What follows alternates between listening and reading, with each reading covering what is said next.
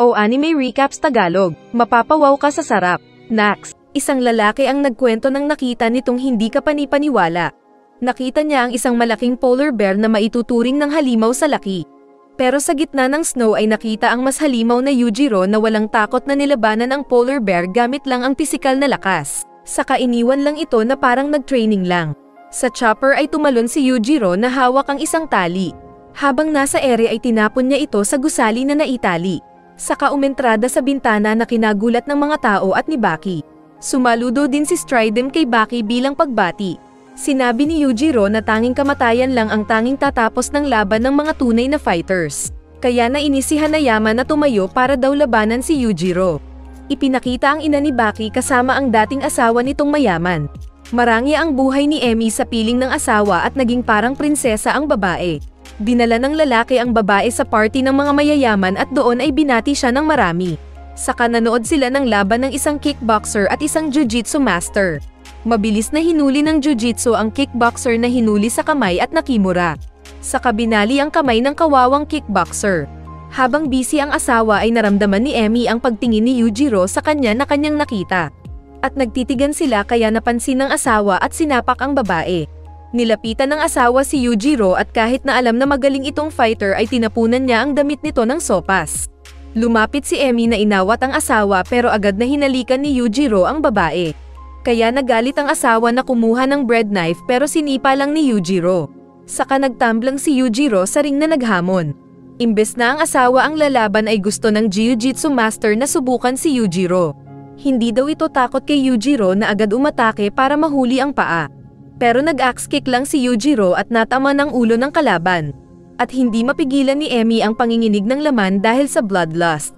Sa bahay ay pinapagalitan ng asawa ang babae dahil sa paghaharot nito sa ibang lalaki. Ngunit nagulat sila nang biglang nakatayo sa likod si Yujiro na pumasok. Binugbog na pala nito ang mga bantay sa labas. Nagpunta daw siya doon para anakan si Emi. At alam nito ang bloodlust ng babae nang pinatay niya ang jiu-jitsu master sa ring. Sinakal ni Yujiro ang mabait na asawa at nilagatok ang leeg sa harap ni Emi. Nagulat ang babae noong una, pero biglang ngumiti. Kaya niyakap siya ni Yujiro at gagawa daw sila ng Baki gamit ang dog-style position. At yamakap din ang salawahan na babae. At sa investigasyon ng pulis ay nagsinungaling si Emi na sinabing blondie at maliit na lalaki ang pumatay sa asawa. Kahit hindi. At pag-uwi ay kinuha niya ang kayamanan ng asawa para may invest kay Baki. Balik sa kasalukuyan ay umatake si Hanayama para pigain si Yujiro. Pero sinipa lang ni Yujiro ang paa ng malaking tao. Kaya napasigaw ito sa sakit. At binuhat lang ni Yujiro si Hanayama na tinapon. Saka sinipa sa panga kaya naitapon si Hanayama na nahilo. Natatakot si Baki na nilabanan ng sarili at umatake sa ama. Pero sinampal lang siya at nanghina na natamba. Pinulot pa ni Yujiro si Hanayama at hinawakan sa panga na parang bata. Saka din sinuntok ng malakas at muling naitapon.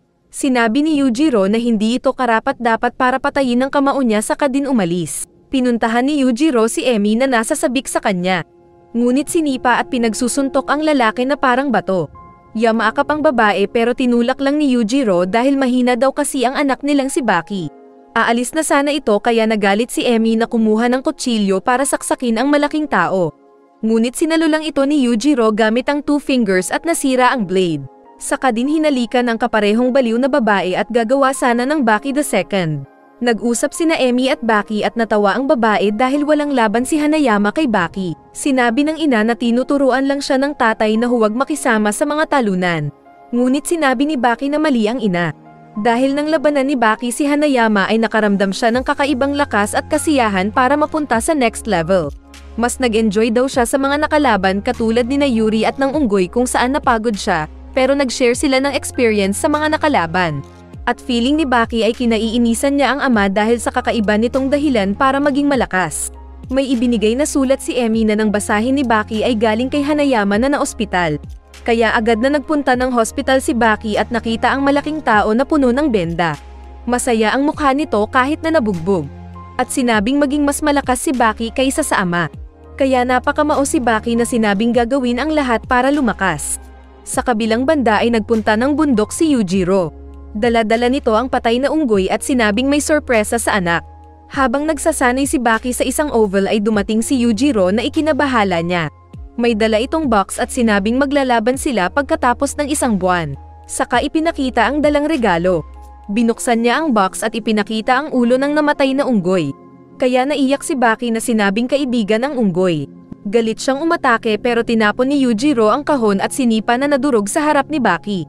Hindi makakita ng maayos si Baki pero umatake ito sa matanda ng sipa at suntok. Ngunit nadulas ang bida at natamba. Saka nakita ang nadurog na ngipin ng unggoy kaya mas lalong napaiyak si Baki. Biglang naglaho si Yujiro sa malawak na field. At narinig na lang niya ang sabi ng halimaw na tatay na 1 buwan lang ang taning niya. Sa tabing ilog ay malungkot na inalala ni Baki ang unggoy. Saka kinain ang ngipin ng unggoy para daw samahan siyang talunin si Yujiro. Yaks! Dumating si Stridem at binalaan siya na seryosohin ang laban nila ni Yujiro. Galit na nagtanong si Baki kung paano niya tatalunan si Yujiro. Kaya sinabi ni Stridem na ang ego ni Yujiro ang dapat matalo ni Baki. Dahil sa ganito lang matatalo ni Baki si Yujiro. Sinubukan ni Stridem na magtapon ng kutsilyo na nasangga ni Baki. Saka sinabihan si Baki na magpunta sa Hokkaido para magsanay. Nakwento ni Stridem ang nakalaban ng kanilang mga sundalo na hindi nila nakikita. Pero inatake sila at maraming mga sundalo ang nasugatan. Pero alam nilang binubuo ng 5 mga tao ang private army na nakabangga nila. Sinabi ni Stridem na kapag matalo si Baki sa mga hindi nakikitang kalaban ay patay siya. Ngunit kung natalo siya kay Yujiro ay mas masahol ang lagay niya. Sumakay ng chopper si Baki kasama ng mga sundalo at nagpunta ng Hokkaido. Nag-freefall ang bida saka nag-parachute pero malakas ang pagbagsak niya sa lupa. Pero nakatayong bumagsak. Nakatayo siya sa tabi ng isang puno na binabasa ang mapa. Nang bigla siyang sakalin ng isang gorilla na nagtatago sa isang puno. Kunwari nawalan ng malay si Baki. Kaya lumabas ang 5 mga kalaban mula sa kanilang pinagtataguan. Sinubukang sumipa ni Baki ng tumayo, pero inisprayan siya ng tear gas kaya natamba at naluha. At dahil nakita na niya ang mukha ng 5 kalaban, ay sinabi ng mga ito na kailangang mamatay si Baki. Itinali nila si Baki, saka din sinugat ang leeg nito gamit ang Rambo knife. At nilagyan ng pampatigil ng dugo para mahunting nila kalaunan. Kaya kawawang Baki.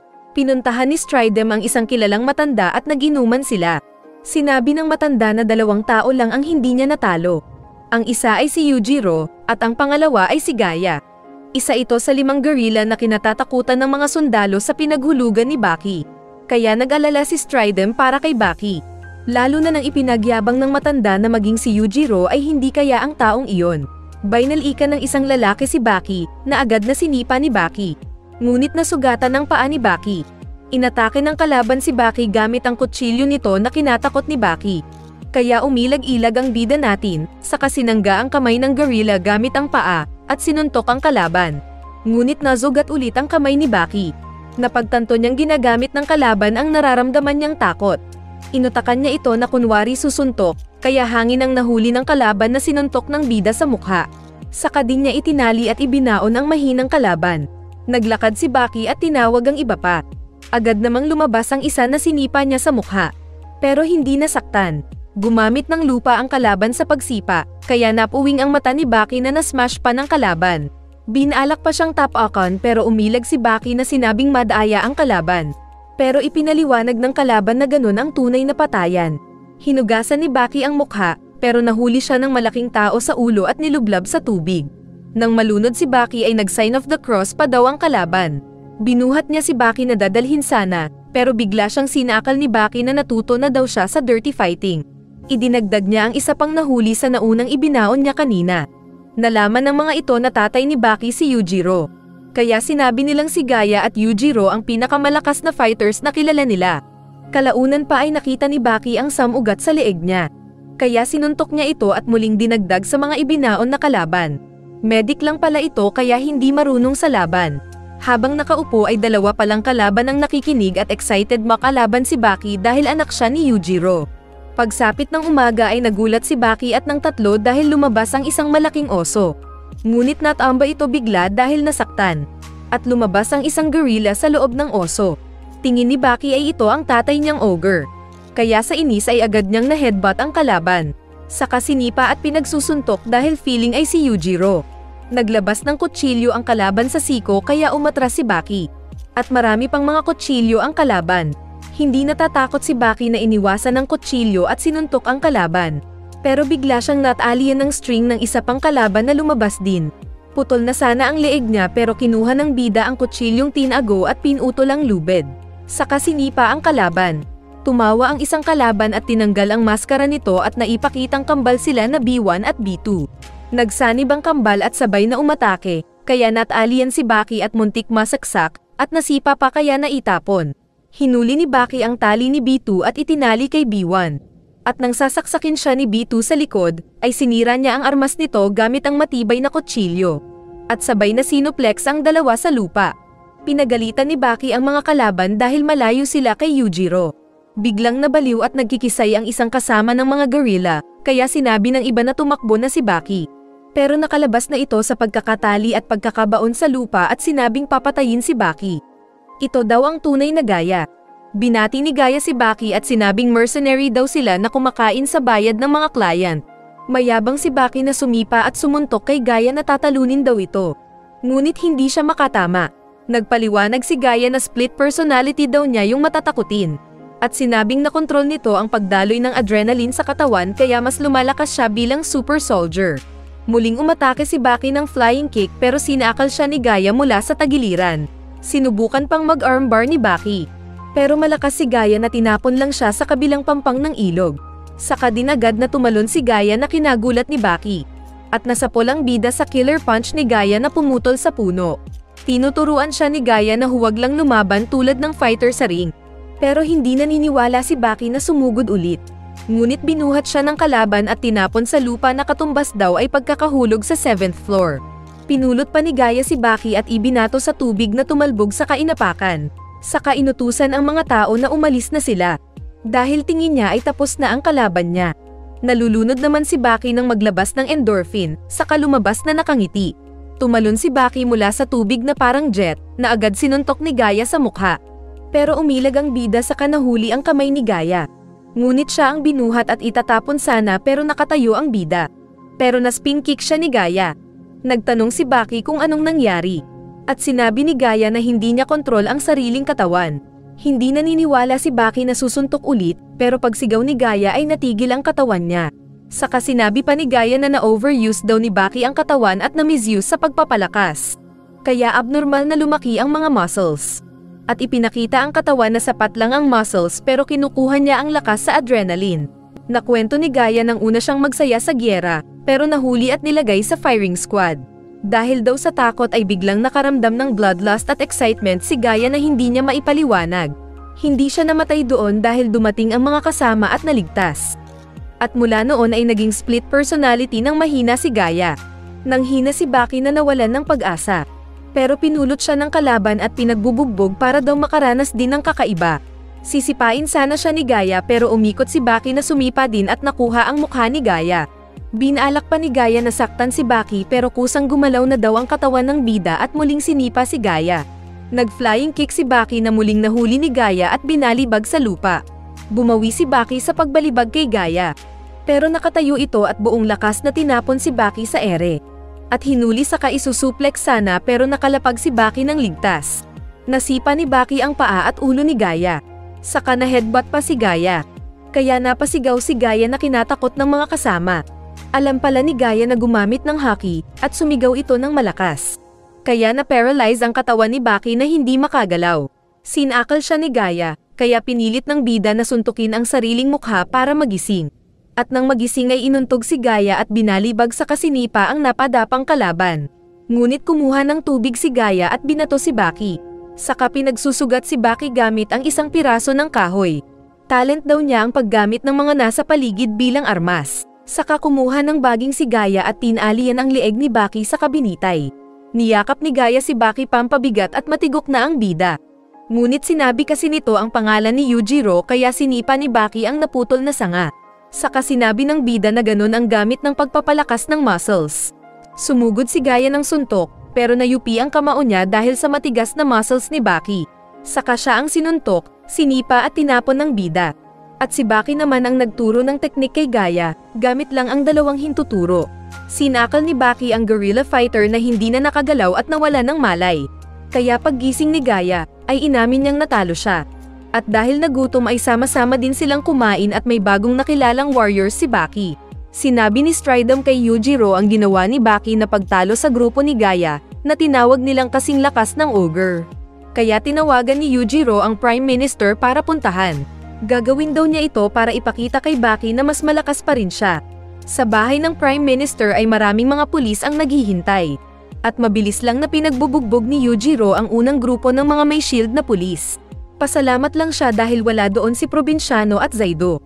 Hinintay niyang magtipon ang mas madaming pulis, saka agad din siyang umatake at itinulak ang 100 pulis na kinagulat ng Chief Police. Mabilis na pumasok si Yujiro sa bahay at agad na tinamba ang mga security sa pasilyo na hindi nakalaban.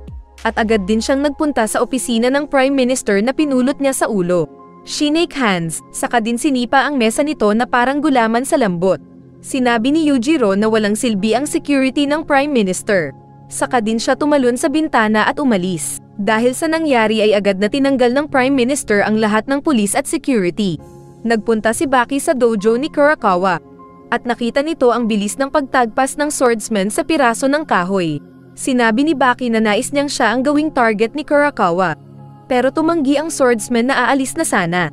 Kaya napangiti si Baki na tumayo at umatake. At instinct na sumangga si Kurakawa at naitapon si Baki. Sinabi ni Baki na natural sa kanilang martial artist ang pakikipaglaban. Kaya pumayag din si Kurakawa sa nais ni Baki lalo nang maramdaman ang lakas ni Baki. Binalaan ni Kurakawa si Baki na baka mahati ang katawan nito kung nagkamali. Pero isinara ni Baki ang mata para pakiramdaman ang espada. At paglapit ni Baki ay nag-slice ang swordsman. Pero biglang naglaho si Baki at sinipa siya mula sa gilid. Nagising si Kurakawa at tinanggap ang pagkatalo kay Baki. Pinuntahan naman ni Yujiro ang isang kakilalang magaling na archer. Ipinakita ng archer ang malakas na armas na ginamit pang tira sa isang moose, mula sa likod patungo sa nabutas na ulo.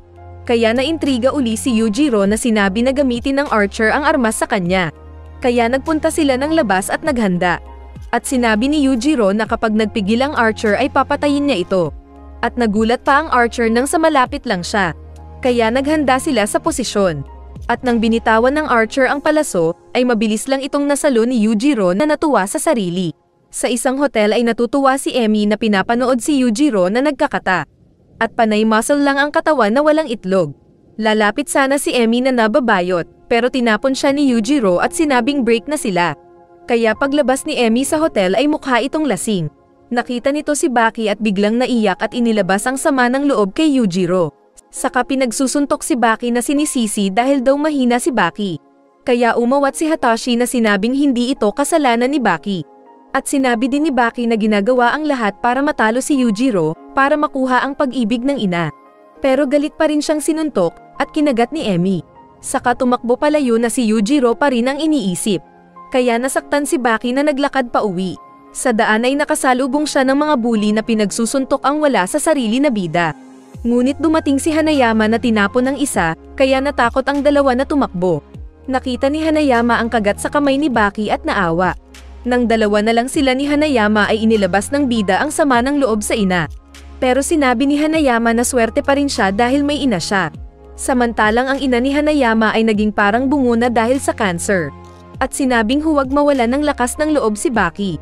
Kinabukasan ay patuloy na nagsanay si Baki dahil maglalaban sila ni Yujiro pagsapit ng gabi. At pinadalhan niya ng sulat sina Yuri, Ando, at ang grupo ng mga gorilla. Ipinadala pala ito ni Hatashi sa utos din ni Emi. Samantala habang nagsasanay si Baki ay pinuntahan siya ng mga siga para daw maka-exercise ni Baki. At mayabang pa rin ang mga ito na binubuli si Baki, kahit na binibigyan sila ng helmet at body shield. Ngunit dumating si Hanayama na pinulot ang isa sa ulo kaya natakot ang iba pa. Dumating din si Yuri na sinabing mas maganda kung siya ang katunggali ni Baki. Ngunit nagreklamo si Hanayama na mas maganda kapag siya dahil kasing laki niya si Yujiro. Pero ayaw pa rin ni Yuri na sinabing hindi na siya makakalaban pa dahil sa nasirang kamay. Kaya nagpaubaya si Hanayama na si Yuri ang first match. Sa kabilang banda ay nagpaalam naman si Gaia sa mga kasama na may pupuntahan, at hindi masasamahan ng mga ito para puntahan si Baki. Nagpunta pala siya sa kinaroroonan ni Yujiro para kalabanin ito. Pumosisyon si Gaia at sinabing tatalunin si Yujiro gamit ang adrenaline. At umatake nga siya ng diretso kay Yujiro, pero siya naman ang narinigang sigaw na parang na-rape. Sa kabilang banda ay sinimulan ni Baki at Yuri ang paglalaban. At mabilis na pinagsusuntok ni Yuri si Baki na umiilag-ilag. Ngunit nag-surprise kick si Yuri na kinagulat ni Baki at ng mga manunood. Sinuntok ni Yuri ang mukha ni Baki, pero umikot lang ang ulo ng bida para mawala ang impact. Saka hinuli ni Baki ang boxer na itinapon. Naghubad na rin si Hanayama na lumapit at umatake ng isang suntok. Kaya nasira ang bakod ng umilag si Baki. Sinabi ni Baki na sumuntok ulit si Hanayama at hindi na siya iilag. At ginawa nga ito ni Hanayama at isinangga ni Baki ang tiyan. Sumuntok pa ng marami si Hanayama sa tiyan ng bida pero nakangiti lang si Baki. At nang siya naman ang sumuntok ay napaatras ang nagulat na malaking tao. Kaya naghubad si Yuri na sinabing pagdalawahan nila si Baki. Pero dalawa na sila ay wala pa rin silang kaya sa depensa at liksi ni Baki. Sinabi ng isang gerilya sa apat na kasama na samahan nila ang dalawa. Pero natalo na daw sila ni Baki at ayaw nilang madumihan ang damit. Pagkatapos ay sinabi ni Stridham na 12 hours na ang pagsasanay ni Baki na walang tigil. At mas nagulat pa ang mga nanonood nang makitang may weights pa si Baki na tinanggal sa katawan. Dumating din ang iba pang mga kasama ni Baki tulad ni Ando at Kurakawa. At nagpasalamat si Baki dahil sa suporta nila. Dumating ang oras ng laban at bumaba ang chopper ni Yujiro. Unang bumaba si Gaya na lumuhad sa lumabas na Yujiro. Kaya nagulat ang mga nakakita. Naroon din si Emi para sa side ni Yujiro. Puno ng galit na tumatakbo sa pag-atake si Baki patungo kay Yujiro. Ngunit biglang nagkaroon ng earthquake kaya sinabi ng mga naroon na time first. Pero sinuntok ni Yujiro ang lupa at biglang natigil ang lindol na kinatakot ng mga nakakita. Nag-alala sila kay Baki pero sumugod pa rin ang bida na sinuntok-suntok at tuhod ang mukha ni Yujiro na nakatayo lang. At inakala ng mga nanonood na may pag-asang manalo ni Baki. Pero tingin ni Emi ay para lang isang bata si Baki na buhat ng tatay. Kahit na sinasakal ni Baki si Yujiro. Hirap na hirap si Baki pero wala lang kay Yujiro nang umiti, saka itinapon si Baki na parang walang bigat. Bumalik si Baki na umikot at sinipa-sipa at inuppercut pa si Yujiro, ngunit walang epekto. Kaya nagpalabas muna ng endorphin si Baki at sumuntok-suntok at sipa, ngunit parang tuod lang si Yujiro. Habang inaatake ni Baki si Yujiro, ay nag-speech bigla si Yujiro na sinabing masaya siya dahil maraming kumikilala kay Baki bilang malakas na fighter. Ngunit huling sandali na daw ito ni Baki dahil tigok sa kanya. At parang langaw lang si Baki na pinapaikutan ng suntok at sipa si Yujiro na walang pakiramdam. Dahil nakita ni Emi na napangiti si Yujiro dahil kay Baki, ay sinabi niyang bigyan ni Baki ng kasiyahan ng ama. Kaya automatic na sinunod ito ni Baki at umatake kay Yujiro. Ngunit iniuntog lang siya ni Yujiro sa lupa. Na sucker kick at na axe kick. Kaya feeling ni Baki ay bumalik siya sa tiyan ng ina. Muling bumangon si Baki para magpatuloy. Saka pumosisyon naman si Yujiro. Pumikit ng mata si Baki para i-apply ang teknik na ginamit kay Kurakawa. Nakarate chop siya ni Yujiro kaya umikot si Baki at nag-axe kick. Ngunit umikot din si Yujiro na sinipa si Baki na naitapon. Kahit na wala ng malay si Baki ay biglang pinagsusuntok ito ni Yujiro. Kaya naibabaon ang ulo nito sa lupa. Walang tigil sa pagsuntok si Yujiro kaya tutulong sana si Yuri, pero pinigilan siya ni Hanayama. Lumapit si Emi na sinabing mawawala na niya ang dalawang naglalaban. At nang makita ang mukha ni Baki na nabugbog ay biglang naalala ang sinabi ng anak na mahalin din siya. Kaya nagtapon siya ng pulang tela na kinatigil ni Yujiro. Saka sinuntok ang mukha ng ogre. Muling sumuntok si Emi at isinangga ni Yujiro ang ulo kaya nasira ang kanang kamay ni Emi. Sinapak pa ni Yujiro ang kaliwang kamay kaya nasirang pareho. Dinuraan ni Emi ang mukha ni Yujiro, saka sinipa ang muscle sa itlog. Pero napampiyang siya ni Yujiro kaya nanghina. Niyakap ni Emi si Yujiro at kinagat sa balikat. Kaya naiinis si Yujiro na niyakap ang babae at binali ang mga buto sa katawan. At kahit nasaktan ay pinilit din ni Emi na lakasan ang pagyakap. Ngunit mas lalong nanggigil si Yujiro na tinuluyan ng babae at nalagatok ito. Lupaypay ang babae na pumaimbabaw ang katawan kay Baki. Dahil sa nangyari ay napaiyak si Hatashi. Saka sinabi ni Kurakawa na hindi niya kino-question ang pagiging malakas ni Yujiro. Ngunit dahil pinatay niya ang isang babae ay dapat siyang makulong. Pero walang salitang sinampal siya ni Yujiro at naitapon. Saka tumawa si Yujiro at naglakad palapit sa mga sinabing mga mandirigma. At lahat sila ay kanyang pinagbubugbog ng one to sawa. Kaya kawawa ang mga marites na nanonood lang naman para may maikwento. At pagkatapos ay sumakay ng chopper paalis doon kasama ng natatakot na piloto. Ngunit buhay pa pala si Emi at nagawang mayakap pa si Baki. At makantahan pa ito bilang isang mahal na anak sa huling pagkakataon. Sa paligid niya ay walang malay ang lahat ng mga mandirigmang kasama ng bida. At sa ganoong posisyon ay namatay si Emmy. Pinagtitinginan ng mga tao si Baki sa kalsada na feeling niya ay buhat-buhat ang kausap na ina. Ngunit ang totoo ay singsing lang ng ina ang hawak-hawak. May dumating na pulis na sinubukan siyang kausapin. Pero naiyak bigla si Baki na parang inagawan ng laruan. Kaya sinabi ni Kito na hayaan lang ng pulis si Baki. Kaya umalis nga si Baki at nagpunta sa tabi ng ilog at ibinaon ang singsing ng ina. Malungkot siya sa pagkawala ng ina. Kalaunan ay tinawagan niya si Hatashi at sinabing aalis siya ng 2 taon para magpalakas. Saka din daw siya babalik para gumanti. At dahil wala ng boss si Hatashi, ay umalis na sa dating bahay ng namatay na Emmy. At sa pagtatapos ay nagpunta si Baki sa disyerto para ipagpatuloy ang buhay ng isang mandirigma.